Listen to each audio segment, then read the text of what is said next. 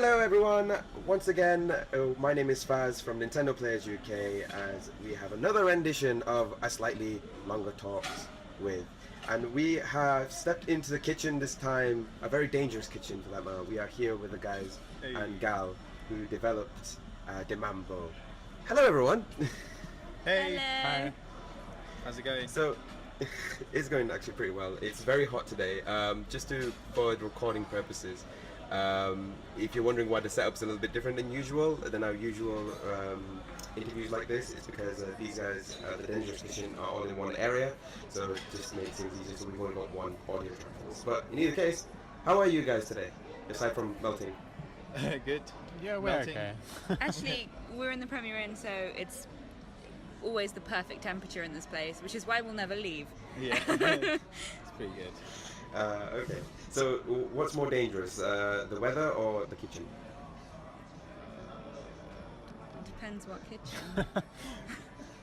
The weather at this point, I would say.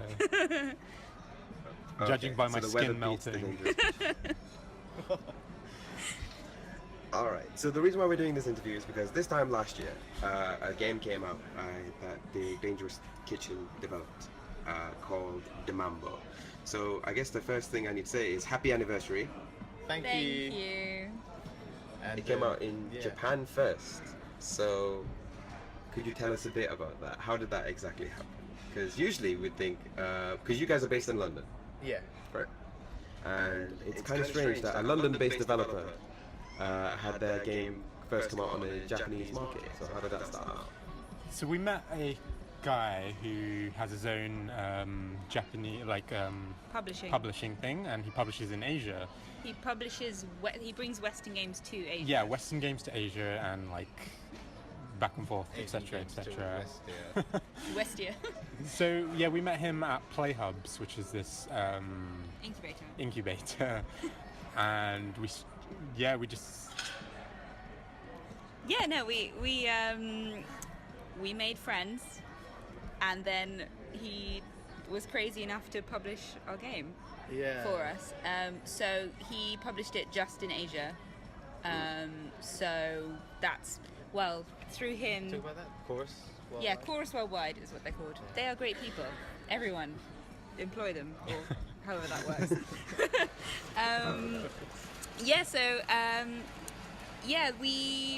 What happened? We went to TGS, Tokyo Game Show, in 2015. 15, yeah.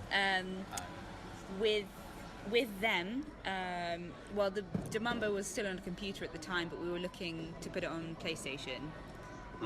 And I think they took it to. We all went there. That was amazing. We all went. Yeah, they also took it to Bit Summit. Yes, That was the a one. year later, though, wasn't it? It was It was early 2016, I think. Yeah. And Nintendo were. That was the first year Nintendo were there. Yeah, they were nosing around, and I don't know how they did it, but they got in contact, and they played. One person from Nintendo played the Mambo, and they apparently were interested in it, and we were like, "What? Are you mad?" No. I think this is back when we didn't know, we knew about the NX, but we didn't know what the Switch was going to be at the time. So it turned out that it was like a pretty good game for the system. I think that's what they were weirdly, saying. we obviously had a multiplayer game, which obviously the Switch is a very multiplayer-friendly system. We didn't know they were even talking about the NX. We were like, we hope, but it's probably Wii U. What do we do? Yeah, because we tried to avoid the Wii U because it was dying at that point. And Nintendo's like, yes, we want to work with you. And we're like, Wii U, we don't care. We're not that I'm kidding. No, we were egotistical. hyped. It's just Sean that's that egotistical. Don't worry about it. But obviously we were really excited, and when we found out it was the new console. We all died. So now you're talking to ghosts currently. Yes. It was good. And so because our contact was in Japan, that's why. Well, it was meant to be a worldwide release, but we struggled slightly just matching it worldwide. So yeah, it was our first game, so this is the first game we've ever done ever. yeah. So yeah. Alright, before we continue, because I've realised I've just forgotten to do this, Would you mind introducing yourselves? Because I just said you guys were the Dangerous Kitchen, but never said who you guys were. So would you mind doing that? Should we just carry on as a collective voice of the Dangerous Kitchen? We have the pan, we have the pot, and we have the kettle, who's also black. Yeah. That's it. Would you mind introducing yourselves for me? And what roles you guys played as in the development of the Mambo? That's an extremely complex question because we'll do a lot of things. And nothing at the same time. And nothing at the same time. So I'm Lucy. What do I do? I design some stuff. You just answered your own question. Oh shit! I design stuff and produce stuff, and generally tell people what to do, and then they don't listen to me. Okay. I'm Sean. I do nothing, but sometimes do art and writing and junk. Game design. Yeah, we all kind of do game design together. Yeah, we do everything together, other than coding, which is completely down to the next person who's going to speak. I'm Amit, and I do animation and music and coding and other things, and they take all my credit. So everything like no, I'm kidding. Suck it dry using a syringe. We sacrificed him to Unity, essentially. My life is a lie. Yeah, we also have two coder people who, since the Switch launch, have been with us. Yeah. That's Luke and Joe, are extremely talented coder people. Nerds. Our precious nerds. We have nerds. Nothing wrong with that. I mean, if you need coders, you need coders. So, Oh, yeah. So how did you guys meet, if that makes sense? How did the Dangerous Kitchen start? So let's just start this whole thing from the beginning once again. You guys have apparently you guys are animation graduates. And Yeah, you we are. started from there. So me and So Amit how did actually you- met before at college, Yeah. and then we went to university, and that's where we met Lucy and some other people. And one day someone was like, "Let's make a games company," and we're like, "Yeah, let's do it." It was like and we were inspired by like Suda, and I think there was Yeah, like kind Suda of like 51. there was a boom on the Wii, was it? And there were like some really cool like Bit Trip Runner. yeah, there were loads of really cool indie games coming out. And we were like, wow, if people can do this, then so can we. We were idiots, but you know, like, somehow we followed through. I think, and I think it was like one big joke, and then we Yeah. kind of We thought, continued the joke for about 3 years, and then it just Yeah. and here we are, one big joke. But if you see the One bruises on big our joke. face, you can see the punchline. oh, that's really good. This is terrible. This is how we exist. I hate Anyway, us. Go on. So how did Amit and Sean met each other in college. So how did Lucy get into the mix? So we met her at uni on the animation course, and she was bossy. And we needed that. We needed some structure in our lives. So and then I whipped until they responded, and Until your wrists broke. until my wrist broke. Exactly. So yeah, that's what happened essentially. How did you come up with the name The Dangerous Kitchen then? I'm gonna let Sean answer Yeah, that. Sean, you answer that. So our kitchen at uni was like dirty as hell, and then it just randomly we were just like Dangerous Kitchen done. That's Wow. yeah. I think there were. There were some interesting different elements, but we like to keep it loose and question markable. Okay. So how did you come up with the concept of the Mambo? That's a good one. So it was early 2014. Much like this year, there was a game coming out, a very important smashing game, Yeah. and we were very, very, very, very hyped. We were on the hype train. And so the Smash hype kind of, we were like, so before that we got together and we wanted to make a game. Like, we wanted to actually do it properly. So we tried many years before, but it just never worked out. Yeah. So that year was when we actually sat down and tried it, and then Smash was coming out. We're like, let's Yeah. channel our Smash hype into a game, and Yeah, because we couldn't wait to play it, so we were like, let's do some weird thing to do it. And then I guess because we're really limited as designers, like yeah. And we didn't And- have a coder, so Yeah. Amit started teaching himself to code, and then I think yeah, You just Yeah, it was the you first guys, thing we did. Yeah. Mambo is essentially the training wheels for programming that we've ever kind of done. Was How that the hell we've because released Smash that? hype? That's why. And right now, Smash Bros Ultimate is coming out, and I don't care about anything else but that. Yeah, that's why. It's completely fine. It's completely fine. You know how I It's feel. completely fine. Please don't kill me. Yeah. In real life, we won't. In Smash, you stand no chance. Oh yeah. I'm kidding. Oh, Sean. Them's fighting Is words, that a Sean. challenge? But yeah. Like it's kind of weird that you mentioned that because there was, like I said, there was another indie developer we had interviewed, and theirs was like all Smash, and except for all indie games. So it's like this is being a bit of a trend for me right now. Yeah. Oh, really? Yeah.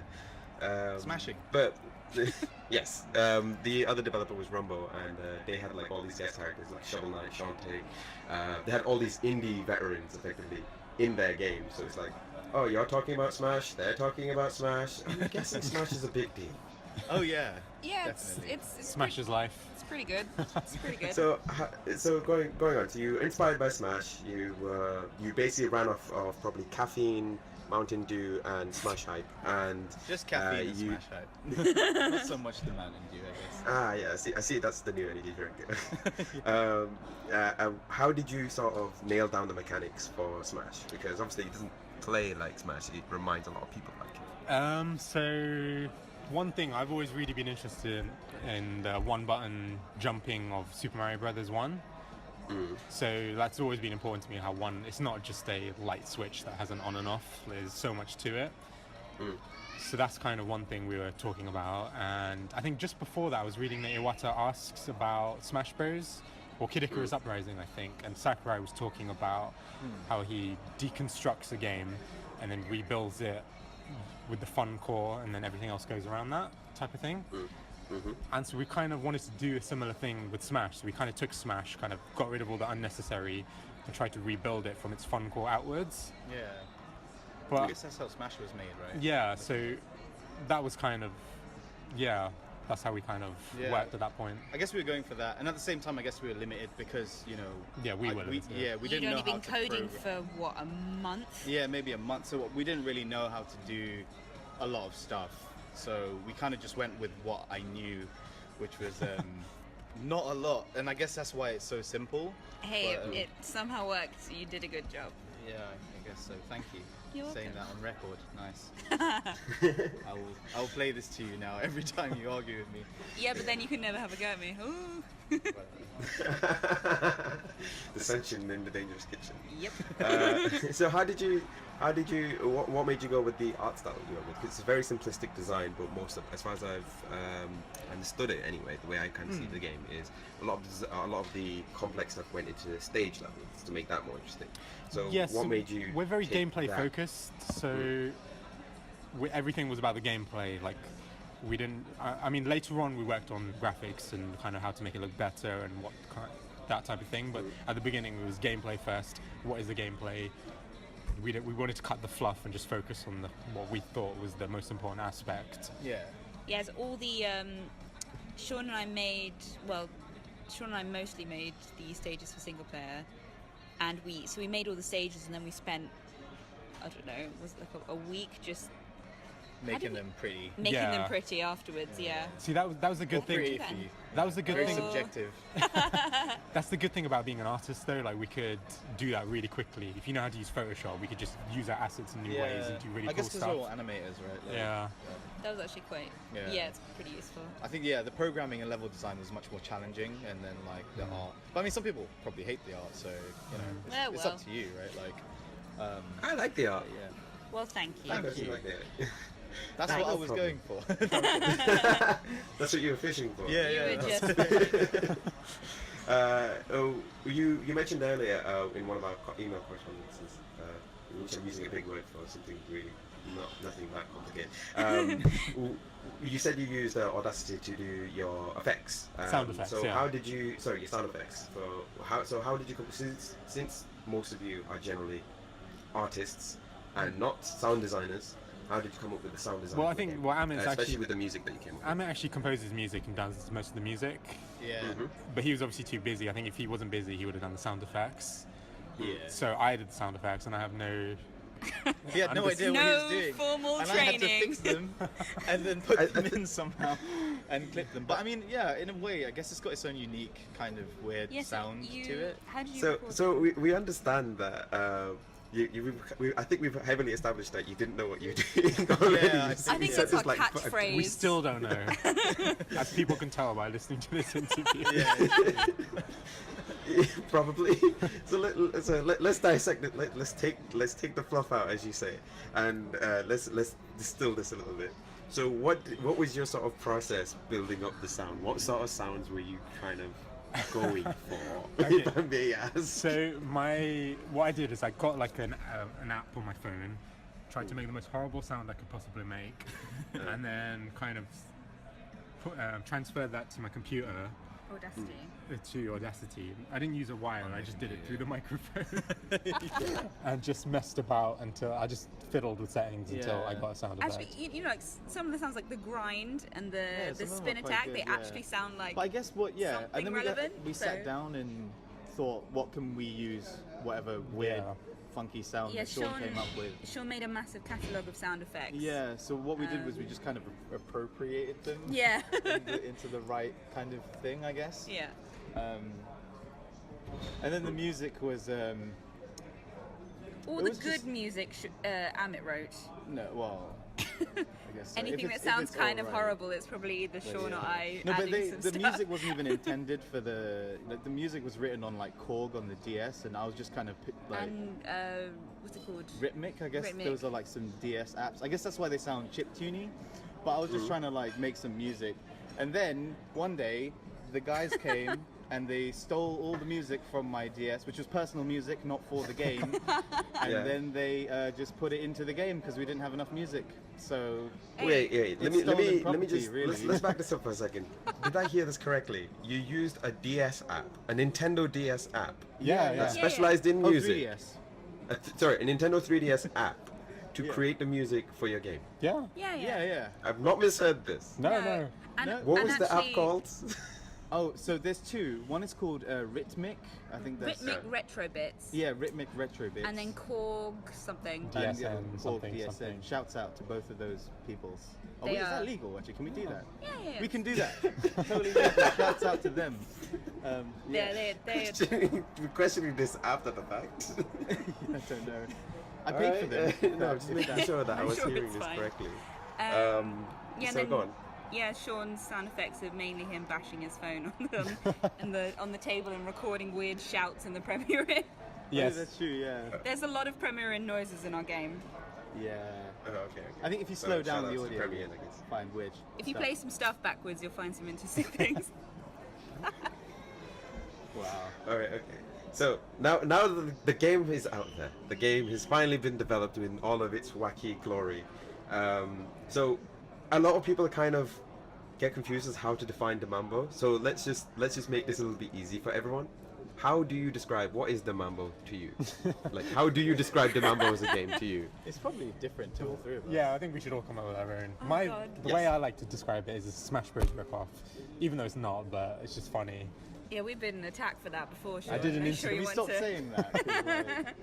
People in comments You are could like, say it was Smash Bros. Inspired, not even rip-off. Could you just say that? Nah, that's too nice. I prefer harsher words. Oh god. rip off. Right, we'll go with that then, I guess. Yeah, go on then. Wait, like uh, we often use minimalistic Smash Bros. As a Yes. or a single screen action platformer. Spicy. Spicy single screen action That's platformer. right, yeah. Jeez, I hate you guys. Emphasis on the spicy. I should ask about that. You've always used spicy so much in your sort of like promo and marketing for the game. I say yours, but whoever probably helped with it. Why did you come up with that one? It's basically Sean. It's Sean, yeah. Okay.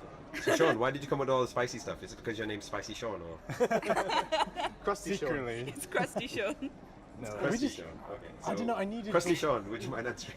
We just needed a word that kind of, I don't know, I just needed a good word that had color and kind of feeling, and I don't know, it just Yeah. happened. I feel like I don't know if all these food-related terms come across because we're called the Dangerous Kitchen, or is it just? I don't know. No, I don't don't really think do that. Do you think it's subconscious, or does it just I think happen? spicy is just because I mean, Or if do you we just like said something like food? amazing or incredible, it's a bit pompous, right? Or Yeah. like, action packed, you know. It's so cliche. Like, just go with spicy, you know. Some people like spicy, some people don't, and some people are gonna like the game, some people aren't, right? Realistically. Well, I suppose it's fairly accurate then. So yeah, I think spicy kind of is more apt. We don't want to say amazing to those. It offends some people. Some people. Yeah, right. Some people kind of get like it.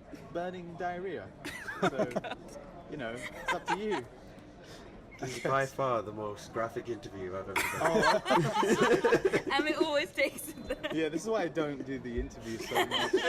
It's fine. No, I'm enjoying it. I'm hoping everyone else enjoys it too, is all I can say. Maybe I'll. Much like Demumbo, actually. Yeah. And yeah, there's loads of people who have enjoyed it. I've been hearing like there's nothing like in terms of like this Nintendo Play. Like obviously you might know what Nintendo Plays and you might not know what Nintendo Plays is, but at least as far as I understand it, I've always heard nothing but good things from the Nintendo Plays community about the Mambo. So yes, Oh, that's so nice. Yeah. Thank So, you, uh, community. Of Thank Nintendo. you. You legendary legends. Maybe you'll go visit one of them and show them how it's done and be like everyone else bodies you maybe. I don't know. With that being said, the game is now we fast forward. The game has been developed, Yes. and you have this game now. You have originally released it on PC. Did you go to Tokyo Game Show straight away, or how did that kind of start about? So I guess how it did was- it go from game was developed to game on the Nintendo Switch? If you can be a bit more detailed. So, like the original thing, like the original demo that we made had the multiplayer, so that core was already there from the very beginning. Yeah. So we could take that to events, and it was great for events. Yeah. Yeah, so the first TGS we went to, it was just multiplayer on running for, was it your Mac? Running for Mac, Yeah. a Mac laptop, and then it was pretty early on actually because we started Kickstarter yet? Yeah, we did. We started our Kickstarter. So It was during our Kickstarter. EGX Res 2015 was the first event we ever went to with Demumbo. It was also the first time Demumbo was sort of playable as a complete kind of from start to finish. You can, have results after playing a match of Demumbo. No, that was there from. Okay. No, not after the Anyway, so then after Resd, we won a place at Play Hubs, which was amazing, and then we met Shin and Chorus Worldwide. Then they agreed to publish us because, thank you, but yeah, that was really great. And then we decided to run a Kickstarter, which we started, I think, September-ish. Yeah, September. And we also had booked TGS with Chorus and EGX Birmingham, the big EGX. Never do both back to back ever. If I could advise anyone anything, that was the most exhausting thing I've ever done. And run a Kickstarter at the same time, just don't do it. Yeah. Okay. So yeah, then we just had the multiplayer at this point, but we were coming up with ideas for the rest of the game. And after the Kickstarter, did we start single player? Single player was made on an airplane and in Vietnam on the way to Japan the second time round, right? Oh right. I don't know. It's a complicated timeline. We kind of messed around with lots of parts of the game. So yeah, single player. Well, we had a demo of single player for the second TGS, and Amit was finishing it on the plane.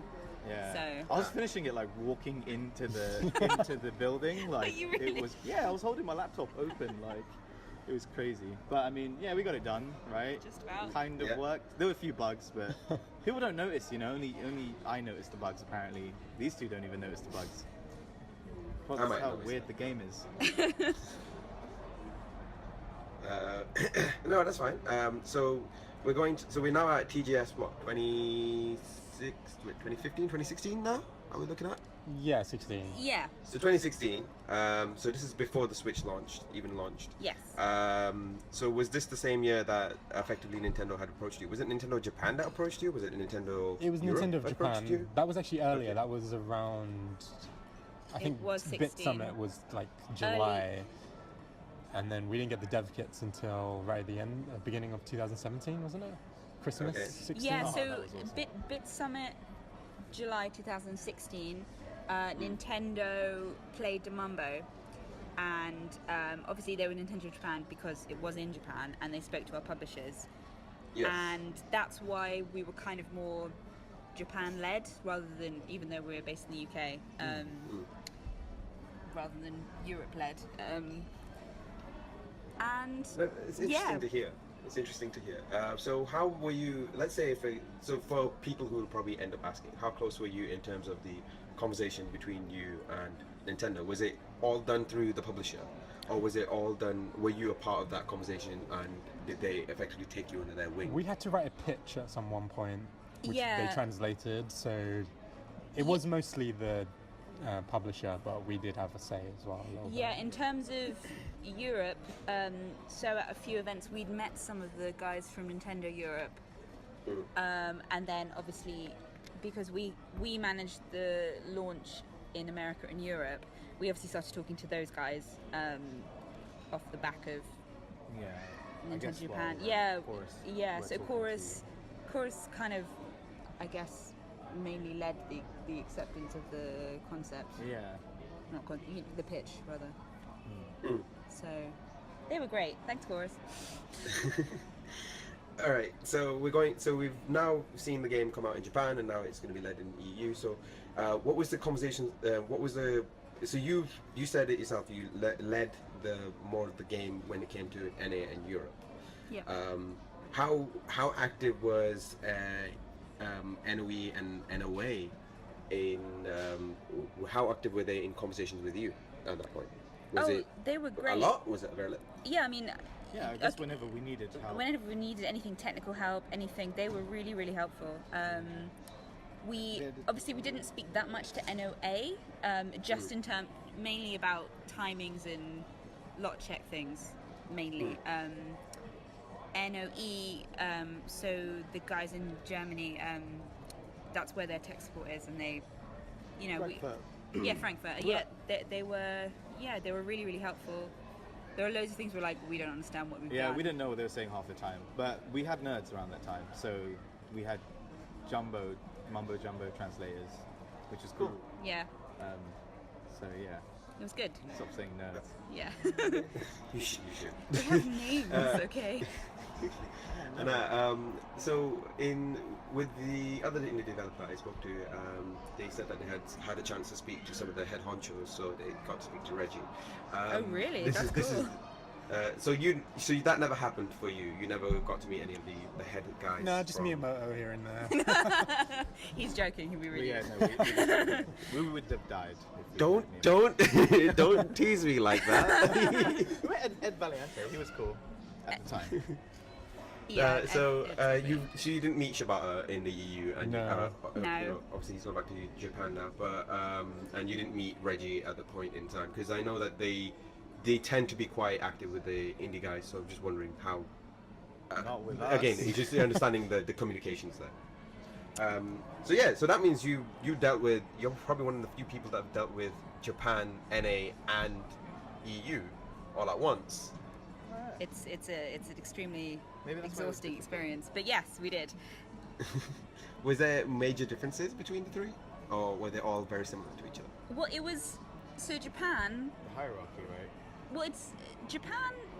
No, they were very, very quick, like to get back to us actually. Except obviously their feedback was in Japanese, so Yeah. it was a little bit. We were like, "Hey, Shin, help us!" Yeah. So yeah, we needed a bit of help with that. But yeah, no. I think the most difficult things were each one have different timings, obviously different time zones when they'll get back to us. They all have different processes of how they work internally, so juggling that was the most difficult part. But they were all lovely, all was like pretty helpful and stuff. So Okay, so go on. I do apologize. Didn't mean to interrupt either Amit or Sean there. Hello? hi. I didn't know if I was interrupting any of the other two. Oh, no, no, that's fine. I was interrupting Amit, it's fine. Oh yeah, there's that. Okay, so you're probably one of the few people who I can ask this now. You've been to both a convention, a gaming convention in. Have you been to a gaming convention in the NA as well? In No. America as well? In America. Oh, so We'd like it's to. EU and so you've been to EU and Japan in terms of events. Yeah. What are the events like there? Because obviously a lot of people will probably like. I personally want to know. What's it like at Tokyo Game Show versus something like EGX? It's interesting. I think. The cosplay is like way better. That's so true. I mean, ultimately they're the same. So I hear. Yeah, it's the same sort of thing. Yeah. TGS is obviously huge. Actually, what was it with the telly? Oh yeah. So I think just in Japan in general, it's a lot more safer. So when we first set up our TV, we were like, oh, we need to get a Kensington lock to lock it down. And our publishers are like, what? You don't have to lock it down. You can just leave it. I think they didn't know what it was. Yeah, It's like, what? they found it Why would you weird. need to lock like, anything we up? seemed like super paranoid, but then like we realized later, like in Tokyo, you can just leave your stuff lying around and people won't take it because they're nice. You'll come back 2 hours later and it'll still be there. So, So that was fun. Oh, okay. yeah. Obviously, snacks are better. Also the level of gaming there is like 10 times better. So like there were women in their Yes. 40s who were like the same level of gamers as us. Yeah. So it was that's amazing. yeah. And like tiny little kids just high-fiving and just beating everyone at demand. It was really strange. It was Yeah. crazy. Really I think impressive. it was, I think the people playing Jamambo were just, they kind of got it. Like, I mean, we Yeah. needed like, I guess we couldn't even speak like Japanese properly, yet they kind of understood a lot better than like, or maybe we just couldn't understand their complaints. Maybe that's what happened. I'm not really sure, but No, I but think- they got the game. I like way how quicker. you. I like how you was like. This game was actually no. Actually, they probably were complaining, and we just didn't know. Yeah, It's think like I like how you that's my just problem. the moment you're gonna give yourself a compliment, you just backtrack real fast. Yeah. You can take the compliment. It's okay. Oh, you can God, take I the just keep that in compliment. mind. But I mean, I don't do the talkies so much. I think literally for that reason. He sits in a cave. Yeah. No. I mean by look. You were saying that you felt like the Japanese audience felt like they got it almost immediately, Yeah. and Yeah, they did. and you were saying because was that less the case in places like EGX or at least in the European markets? When we first had the game out, I don't think people got it as much. Yeah. But EGX Res, the first one, did go well. and some people just wouldn't But- adapt. They're like, oh no, you shouldn't have one button. You should Yeah. have the attacks on all three. Whereas in Yeah. Japan, as soon as they got it, they're like, oh, I know what this is. I got it. I'm gonna play. Yeah. I think they're more willing to adapt. I think they had a better time with it altogether because I think they weren't. Maybe they just weren't thinking about what it wasn't and kind of more accepting about what it was. Man, this is racist now. I'm not sure. But either way, like, yeah, and it seemed like people in the West were a little bit more like, this should be like this, you know, and kind of just more unwilling to kind of Adapt. adapt to it. Hey, maybe yeah. we're wrong, but you never know. Why one button, right? Why one button? I actually think that the one button setup is probably one of the more unique ones out there because it's like the only other game I know that has a one button setup is Dive Kick. Yeah. That's literally 1 or 2 buttons at best. So it's like it seems more like a more complex and probably a more advanced version of that game, in my opinion. But it's like you said, Japan is much more of a gaming centric area than something like the UK. So Yeah. I think your assumption's correct. I think it's Um, very embedded in the culture. Sort of game like on the trains, there each station has like a little jingle at your stop and stuff like that. Oh yeah, that's pretty cool. Yeah, and the traffic lights. The Yeah. traffic lights are cool. They're kind of more game-like. Yeah, like they had like a Everything's health bar, right? Yeah, Yeah. yeah, just little things like And that. and our favorite one was at the end in any public place you're at, 10 minutes before it's closing, they play a song wherever you are. Yeah, So that was like a Oh, game, that's right? cool. That, Yeah, they did it at TGS actually. yeah. They kind of do that. It's So- Old Lang Syne. yeah. It's Old Lang Syne played really slowly. So I think that's just Japanese culture, and that's where gaming comes from. But for us, it was like that's like a video game. Right, yeah, it's true, yeah. Yeah, it was pretty fun. So all I'm hearing is Japan is really cool and you should learn. That's all I've understood from it. But yeah, so is TGS the biggest stage you've dealt with? Were you able to meet? So when you were working, I say working, but when you were showing off the Mambo, at TGS. Did you have a lot of time to check out any of the games that were there at the time? Just as in terms of a busyness sense, because I've seen photos, I've seen footage, but it doesn't really. Obviously, I don't have the best idea. You guys do. Yeah, I think we did play a few games. Yeah, we sort of took it in turns to explore a bit. We kind of paired off. Yeah, I guess we have divided experience. I was babysitting someone, so I guess that was. The best You were thing about babysitting TGS Mambo. was they have a after party, an indie stream after party, and that's where we met Suda51, which is a great moment for us. Oh, so you'd met him before EGX? Yeah, Yeah. yeah. Press very recently. Oh, okay. That was great because I met him on the show floor, and then I saw him Yes. again at the party later, and he knew my name, and he's like, "Oh, Sean," and I was like, "Oh my god, this is amazing." Sean's a big Suda freak. Yeah. No, that's completely fine. We'll get onto that. Was there any other developers that you had met while you We were saw in Japan? Koji Igarashi? Yeah, Igarashi, the Castlevania Symphony of the Night. Yeah. cast. Yes. Kimura. And Kimura. Yoshimura Kimura, who made Little King Story and Million Onion Hotel and Dandy Dungeon. We have a great video of him slapping Sean on the back. Oh, that's true. And also the composer Hirofumi Taniguchi, who did Chibi Robo soundtrack. Yeah, that's cool. We're just name dropping here. He was amazing. So- Like, he's a great guy. Yeah. So- That was really go on. cool. I do apologize. I didn't mean to interrupt there. But No, you it's did not. say it. That's cool. No.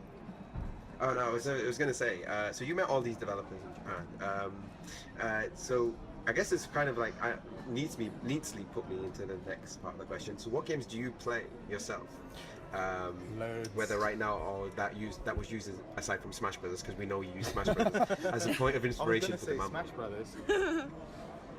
Okay, you can say Smash Brothers, but you can only say it once. Okay. Smash Brothers. Smash Bros. Okay, wait, no, hold on. So games that influenced Mambo? I guess we're all different though. I yeah. think we all Yeah. have a different back catalogue of games that we Well, play. I'm mostly a Nintendo fan. Freak fanboy. I love pseudo games, Deadly Premonition. Currently playing Hollow Knight, which is amazing. And Shouts then, out to Hollow Knight. you guys. Yeah, I don't know. I think I've got more of a fighting game background, so I like Street Fighter. Even though like I don't play Street Fighter anymore, I play Tekken because like Tekken's really good. And what do I play? Yeah. Monster Hunter. I guess I play like Monster Monster Hunter. Hunter and kind of like online games and that kind of thing. For Honor, been playing a little bit. I don't know what. Yeah, I mean it's good. It's good For Honor, and yeah, like online games and fighting games, and Yeah. that's it. For me, well, I'm a really big fan of rhythm games. So Guitar Hero Man is my favorite game. I've been really enjoying Thumper on Switch. Really enjoying that actually. God, it's hard. And I'm currently playing the One Piece game. Which one was it? It was the One Piece. Pirate Warriors. Yeah, the Dynasty Warriors style. You should know. You play the game. I forgot the name. Okay. Yeah, so I'm playing that at the moment. But yeah, in terms of Demumbo though. So what games would you say apart from Smash influenced Demumbo? At the time, I was replaying Wonderful 101, and I was noticing all these intricacies, and that kind of inspired a few things. Super Mario Brothers 1. I don't know. What were you? What inspired the game of life? I don't really know. I think I guess like a lot of Sega stuff because obviously we're going for Yeah, a retro look. the art style kind And, of. yeah, like my background is Sega. Boo! No, I'm kidding. But yeah, it's like Sega Mega Drive, Master System, that kind of thing. And What games? stuff like I don't know, Sonic, Alex Kidd, Altered Beast. You know, like the old stuff. That's really old now, isn't it? These kids are like, what? We're ancient, PUBG, just face like- it, we're ancient. Yeah, right. But yeah. And yeah, I guess that kind of stuff seeps into it because I guess like in my music composition and stuff, like if I'm trying to make game music, I just go for whatever's in my mind, and I guess it was early influenced by like Sega music and Sega graphics and stuff, like which I think is a little bit more gritty than Nintendo. Nintendo's quite clean and nice, like Yeah, I don't. We sort and I of. prefer it, but I think just the way it is just I think our more- non-pixel art styles just ended up being more gritty pixel art than a clean pixel art Yeah. somehow. Maybe it's, I don't know, the pixel art. Well, this is kind of the first project I've worked on that is pixel art. And apparently I do grimy pixel art. Apparently that's what happened. I don't know. You're a Sega at heart. Apparently. No, that actually sounds accurate to me based on the art style that I've saw anyway. Oh, Based, okay, you that's can good. see it. I think you can see it. So It's funny. I think at it lea- comes from where we live because, like in Japan, when we were there, it was very clean. Oh yeah, that's true. And it got to a yeah. point where I didn't like it. It was just a bit too sterile. There was no dirt. Like we live in a place called Southall, right? Oh yeah. And like there's times where I'm walking and I see something on the corner of my eye and I jump and I get scared, and I think it's an animal, but it's just a plastic bag flowing in the wind. Yeah. Like that's what we're With used crap to. in it, and it smells like poop. Like, well, it smells like different bad smells in the different corners. I think they're kind of cleaning up now, but like, That's what we're used to, and I think it shows in the game. yeah. We do like it here. Can we Yeah. just Yeah. But it's quite a swear. grimy area. Like, yeah, it's quite the harsh. got character, though. The It's got- harsh it's got realities soul. are apparent, but it's a great place. Yeah. I was gonna say, based on everything you've learned so far, would there be a particular type of game you would want to develop now that you've made the Mambo? I know the Mambo's life cycle hasn't exactly ended yet. Yeah. But going from what you've learned from the Mambo, would you either make a sequel, or would you make a brand new thing? Which are you leaning towards at this moment? I think we would like to do something new next. I think Demumbo we definitely want to come back to at some point in the future. Oh yeah, yeah. Yeah, because There's the amount, a lot of, the amount we've learned over the past God knows how long we've been making this thing. Yeah. And we're planning to actually have a lot more in Demumbo, but obviously like the limitations and the fact that it's a first game and that like we weren't looking at things realistically at the time. And I guess this version of Demumbo and what's coming out, because we are like we're making an update for Demumbo now as well to make it more like what we wanted. Yeah. Is that something we're supposed to know? Oh no, we. Yeah, you know. Yeah, it's the updates. Is it already out there? Well, No, the update's not out, but we're currently working on it. Well, It's- not currently, it's- because I'm talking to you. Oh yeah. It's public knowledge that it should be. Yeah, well, it should be. By 'cause public, we've probably like the told- one person that looked at the I tweet. swear it says like there's going to be updated content on it, and people have been waiting. Well, some people have been waiting on it. And, Yeah. Okay. So Yeah. we should mention, because otherwise we just sound like We're douches working if more we on don't. Demumbo. Don't. Yeah. For But, those of you who are panicking, don't panic. future projects. I don't know. I guess we have to argue until one of us comes out on top and has their way with whatever it is. But I want to do some kind of cool fighting game because I'm a fighting game dude. I think Lucy wants to do some kind of rhythm game. She's a rhythm game No, dude. I think I'd like to do maybe something narrative-y. No, I'm kidding. Yeah, narrative based. And I guess like Sean, because if we did a narrative game, then Sean would do some work for once. Yeah, it'd be good to see Sean working. It'd be good. Yeah, whip you, make you write me a pretty story. Yeah, it'd be good. Okay. Last few questions, so don't worry, I won't be giving you too much longer. First things first, I've got to ask this: is there going to be the Mambo plushes? Because apparently people want that. Demumbo plushies. You've got so much different types of merch on your store. You've got T-shirts, you've got keychains. Are we going to get plushies? Well, those are handmade by me. Oh, so yeah. It'd take a long time to make. if someone wants one, they're welcome to contact me and tell me how much they're willing to pay for it, because it will take me a long time. But I will not say never. Although should talk to, mini keychains are potentially something Yeah. that are more feasible than the giant. For anyone that's seen us at events, we have a giant green Demumbo plushie. Giant. Is it not that big? It's sizable. It's bigger than my head. It's quite big. It's That's very big. Yeah, it's really big. Let's not underrate it, please. I'll stop. Okay. And I always ask this sort of question near towards the end of my interviews, which is now that you have been in the industry for almost 3 to 4 years, and you have inspired new people to be a part of it, maybe. What advice would you give them? What do you think is the most important when someone is going to tackle games design or development? And or what do you think is the most important thing for them to remember? Number 1, run away now. Don't do it. No, I'm kidding. No. Yeah, okay. I guess go with your gut, right? Yeah. Like, that's what we did. I mean, like, obviously you want to make something that people will buy, but at the same time, I think you need to make something that's true to yourself. Something that Yeah. makes you happy at the same only time. you or your team can make. Because if you're just going to make what other people make, then what's the point, right? Well, I some think. people make a lot of money out of that. So. Yeah, actually, a lot of people make a lot more money than we do doing that. Yeah, so- exactly. So actually, it depends where your Yeah, there's a interests lie. balance. Think about how much money you want to have, and then make sacrifice art for money. It's like, you know, it's like an art form, but then it's also a business. So yeah, like if you're okay with being poor, make something like Mambo. If you want loads of money, then just rip the most popular game off, I guess. Okay, that's. There Is are that other. what you want to say as a games developer? What No, just happened? I It's would just meant to say- be a moment where you were meant to inspire the next generation. Be you, do your thing. No, I think there is a balance, but Yeah. also Keep it fun. Keep it fun. Make sure you love what you're doing because you're going to spend a long time doing it. I would say make sure you enjoy playing it yourself. Yeah. If you don't enjoy playing it yourself, it's going to be unpleasant, and what is the point, really?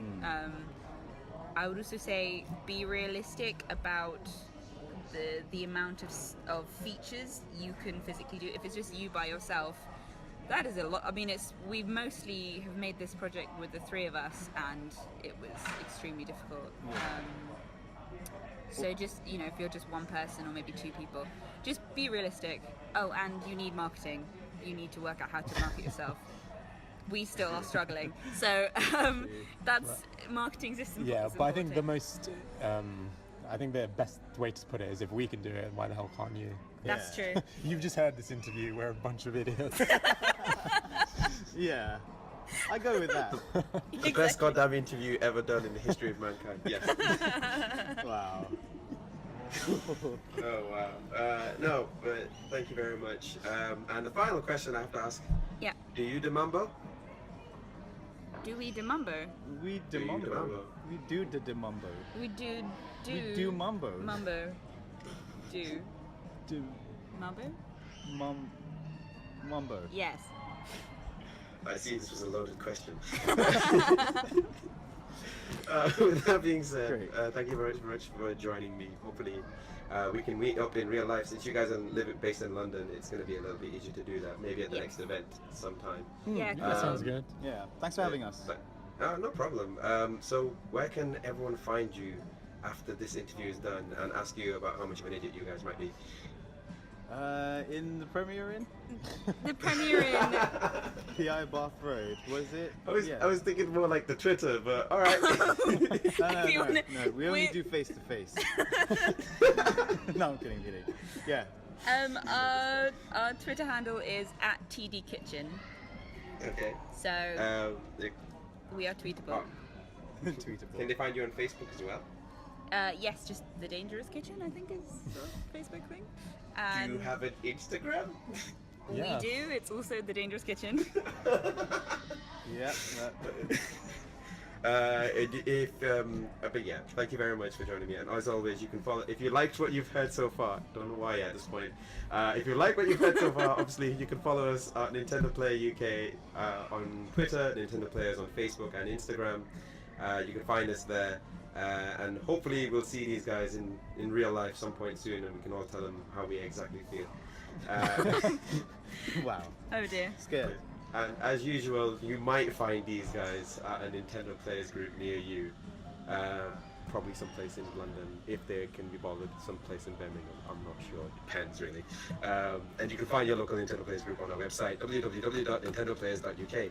Thank you very much for coming, guys! Thank and you. Lucy? Peace. Alright, bye everyone! Okay, bye. Bye. Thank you. Bye.